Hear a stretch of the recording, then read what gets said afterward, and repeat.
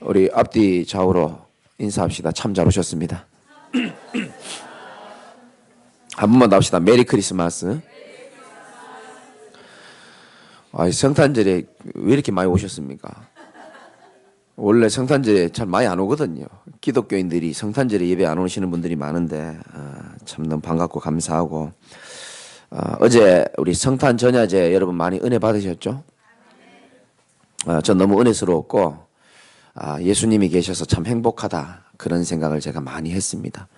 또 우리 후대들이 악기와 또 여러 가지 재능으로 하나님께 영광 돌려드리고, 또 특별히 우리 그 색소폰 연주 참 듣기 좋았죠, 그죠? 예.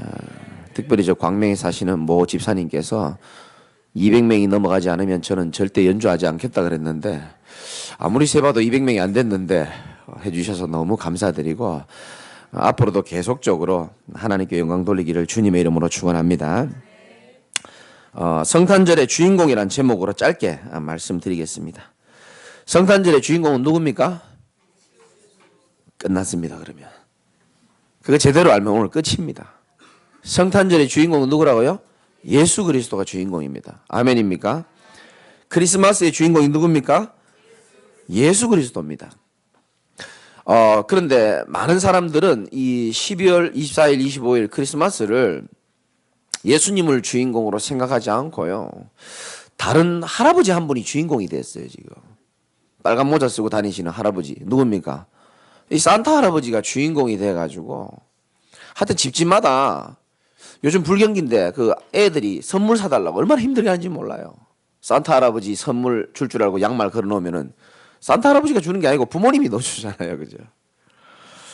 이 산타 할아버지가 본의 아니게 주인공이 돼가지고 곳곳에 막 캐롤송 나오면 산타 할아버지 돌아다니시고 내가 보니 산타 할아버지도 이제 정년 퇴임할 때가 됐을 것 같은데 오랫동안 계속 그렇게 주인공 노릇을 하고 있고요.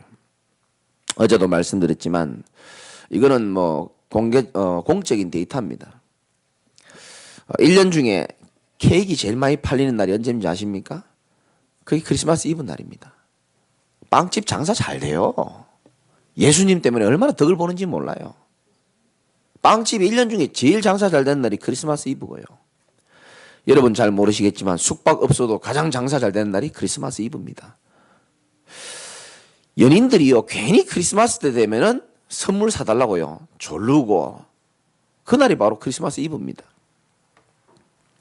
미국에서는 안티 기독교인들 중심으로 해가지고 이제 크리스마스라는 단어 쓰지 말라는 겁니다.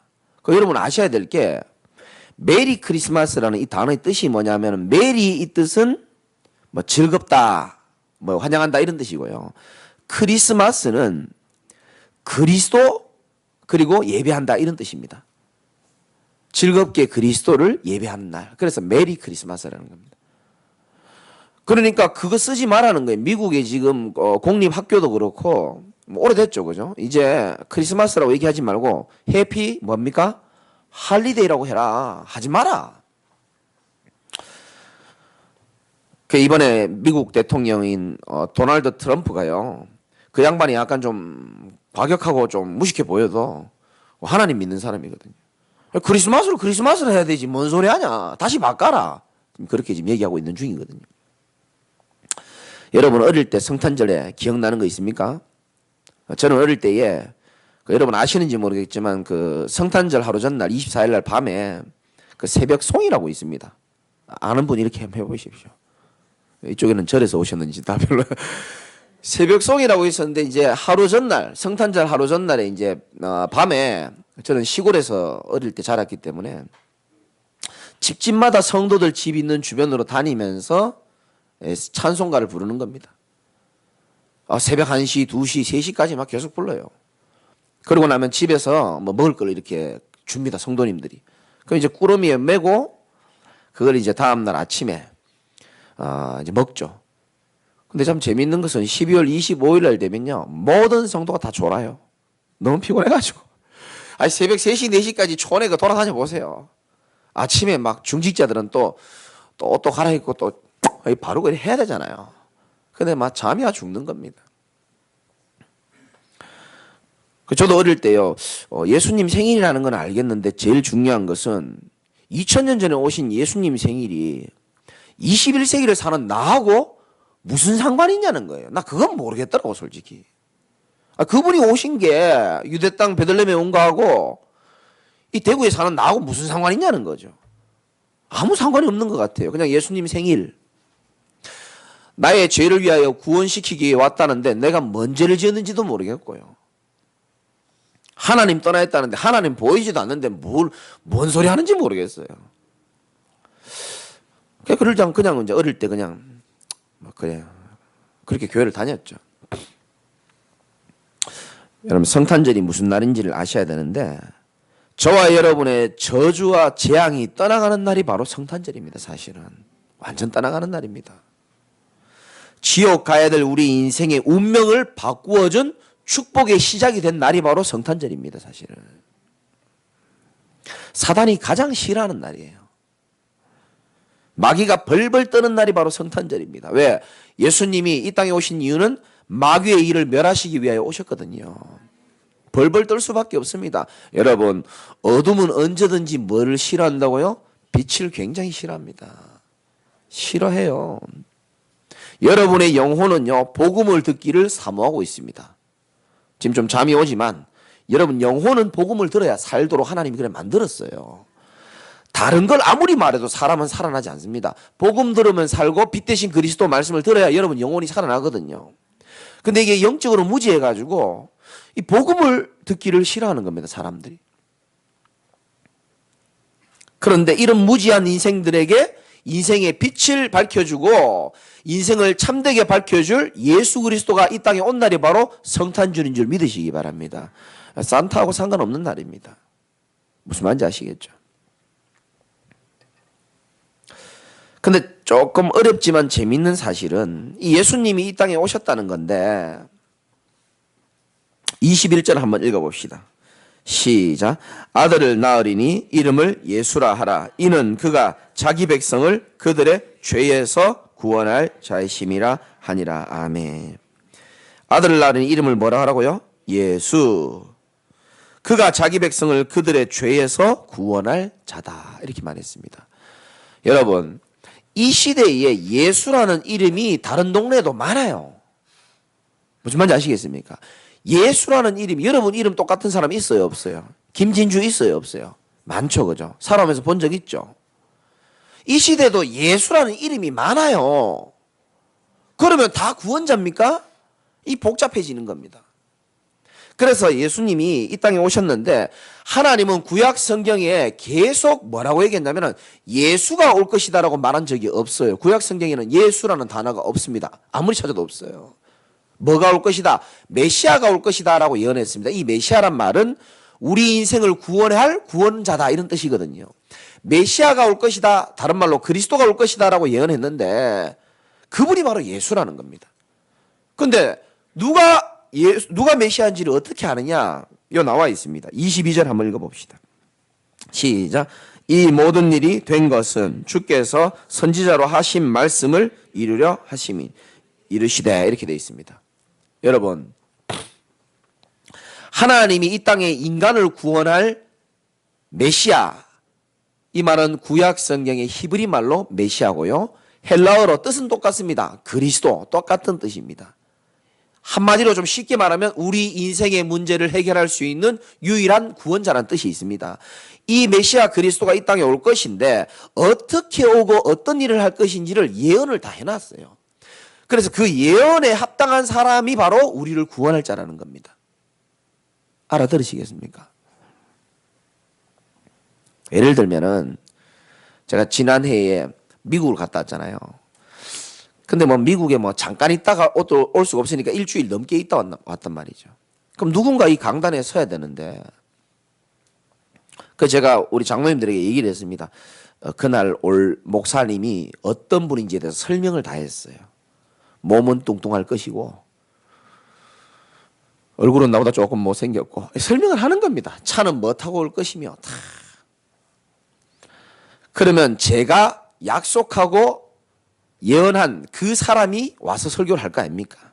근데 시간이 됐는데 안 오는 거예요. 그러면 나가서 장로님들 기다립니다. 밖에서 초조하게 와야 되는데. 그러면 지나가는 목사 아무나 붙잡고 들어오라 하면 됩니까? 안 되는 거예요.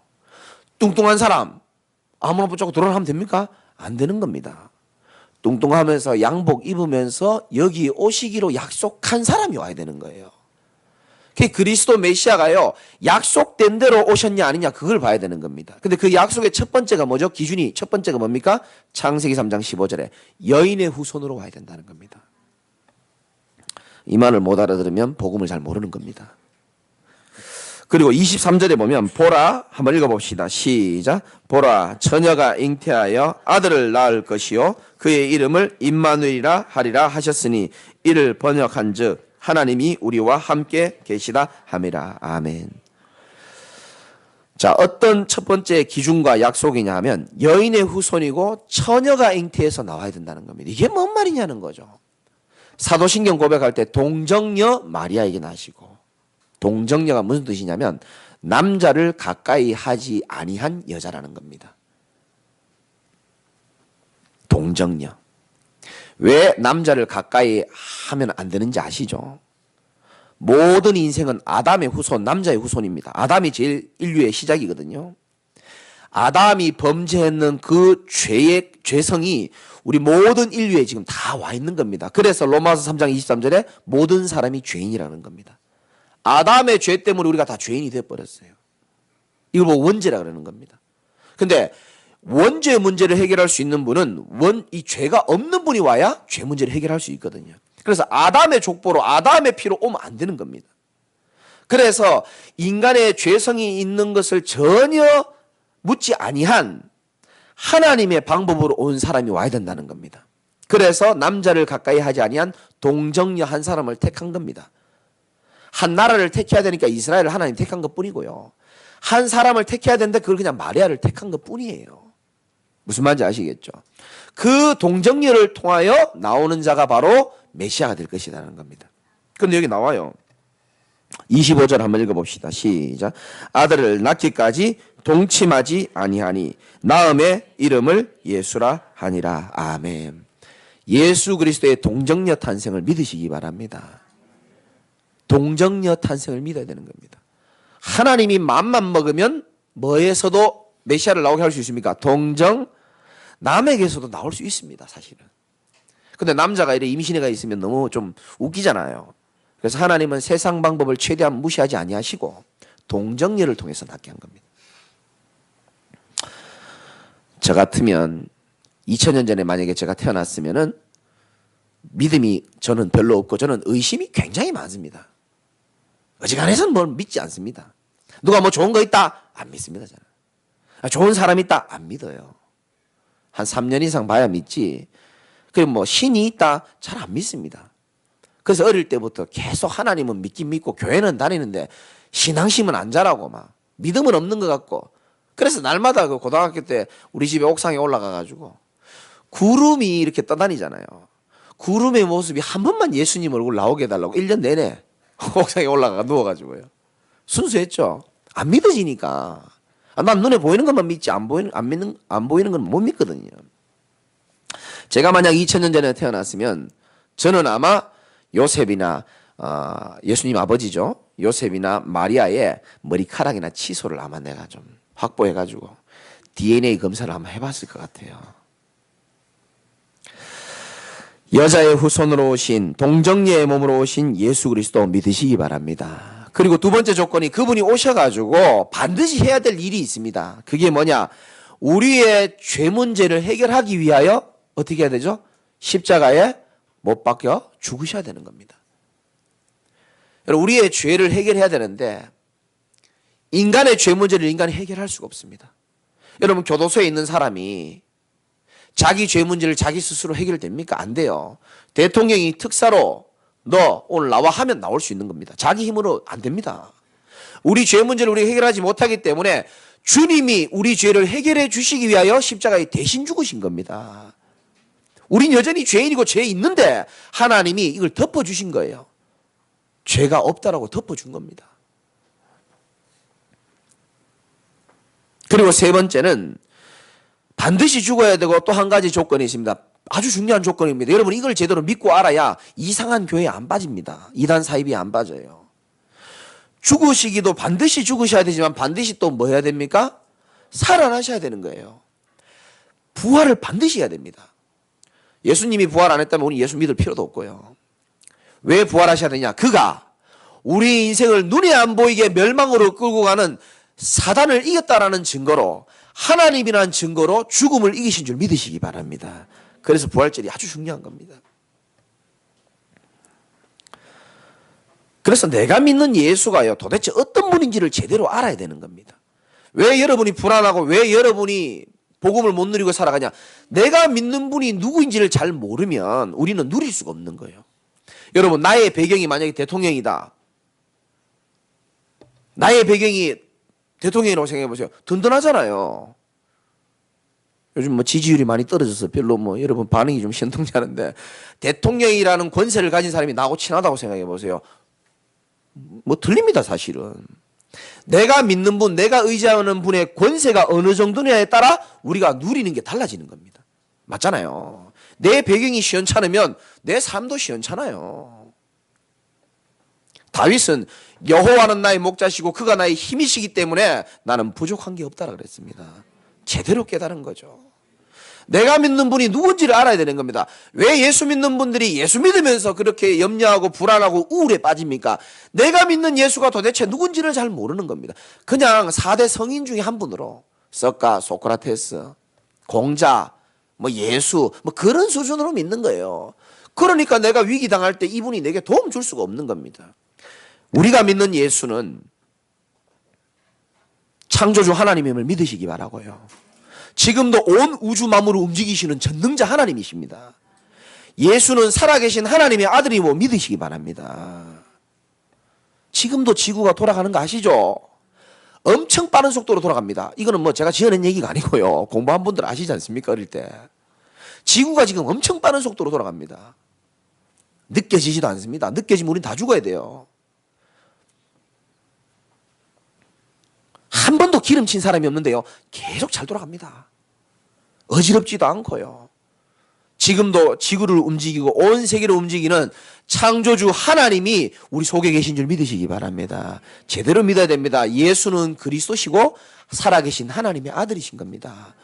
그분은 이미 십자가 사건을 통해서 우리의 인생의 모든 문제를 완전히 해결하시고 영원히 단번에 해결하신 만왕의 왕인 줄 믿으시기 바랍니다.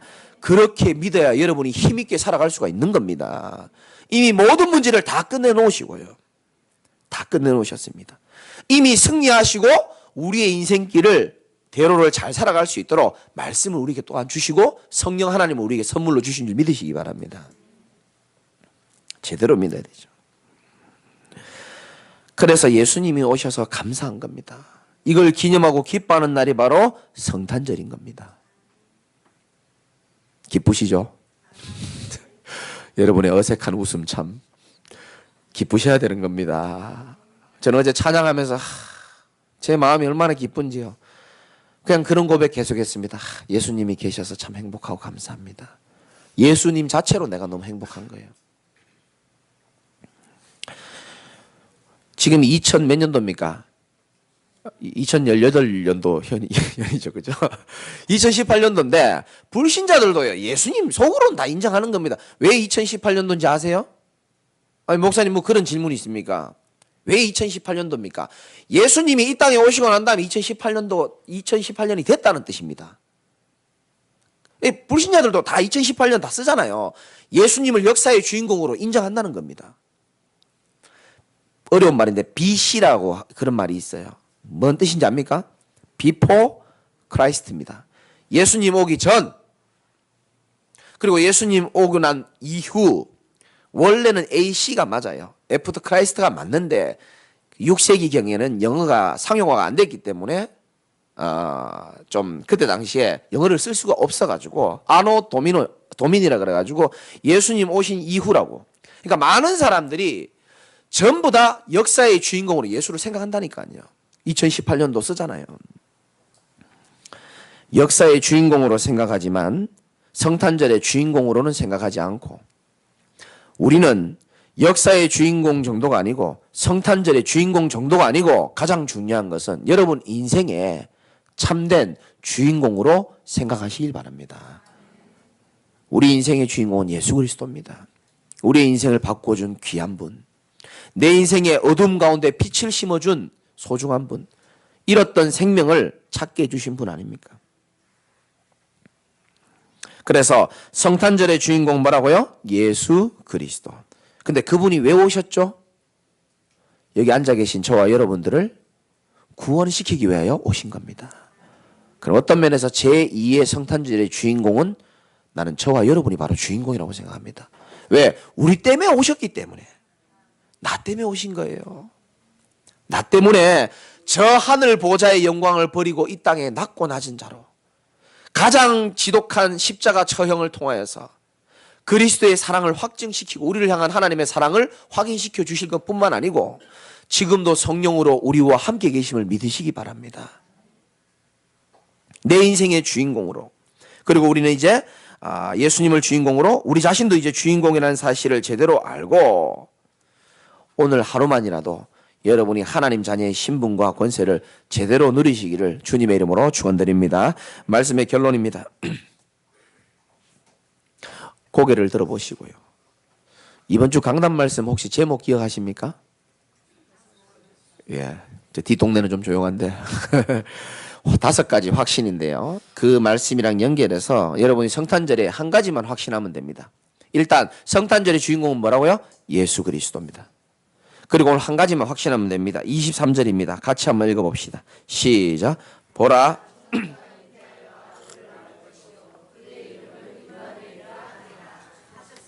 이를 번역한즉 아멘. 보라 처녀가 잉태하여 아들을 낳을 것이요. 저는 이걸 보면서 늘 느끼는 겁니다. 지구상 인류 역사상 가장 예수를 메시아로 믿을 수 있는 최고의 축복을 받은 사람이 난 마리아라고 생각합니다. 난 마리아가 축복받은 여자라고 생각합니다. 왜? 자기가 그리스도임을 자기 스스로 가장 잘 알 수 있는 사람입니다. 그의 이름을 뭐라고 하라고요? 임마누엘이라 하라. 임마누엘이 무슨 뜻입니까? 하나님이 우리와 함께 계신다는 겁니다. 여러분 오늘 그 확신 꼭 가지시기 바랍니다. 옆에 분에게 똑바로 한번 축복해 주시기 바랍니다. 하나님이 우리와 함께 하십니다. 제가 예수님을 처음 믿는 사람에게 제일 먼저 해주는 말입니다. 예수가 그리스도라는 언약을 정확하게 해주고 하나님이 당신과 항상 함께 한다고. 기쁠 때도 하나님이 똑같이 기뻐하시고 함께 하시는 줄 믿으시기 바라고요. 조금 슬프고 힘없을 때일수록 하나님은 우리의 손을 더 굳게 잡아주는 좋으신 하나님입니다. 정말입니다. 다시 말씀드립니다. 부모가 자식을 사랑하는 것 예전 같지 않습니다. 죄송하지만. 그런데 성경은 분명히 말합니다. 이사야 49장 15절에 여인이 어찌 그 자식을 버리겠느냐. 혹시 버린다 할지라도 나는 너희를 버리지 않겠고 내 손바닥에다 너희 이름을 새겼다 그랬습니다. 저 오늘도 유튜브를 보면서 마음이 아프더라고요. 의정부인가 거기서 시어머니와 같이 사는 며느리가요. 3살 된 남자아이를 껴안고 무슨 사연인지 모르겠어요. 18층에서 뛰어내린 겁니다. 그런데 참 놀라운 것은 그 아줌마는 그 자리에서 즉사에 죽고요. 아기는 아직 살아있는 겁니다. 18층에서 떨어졌는데. 나는 그게 모성 본능이 아닌가 싶거든요. 같이 죽자고 뛰어내렸지만 본능적으로 이 아이를 살리고자 하는 그 엄마의 마음이 있는 겁니다. 본능적으로.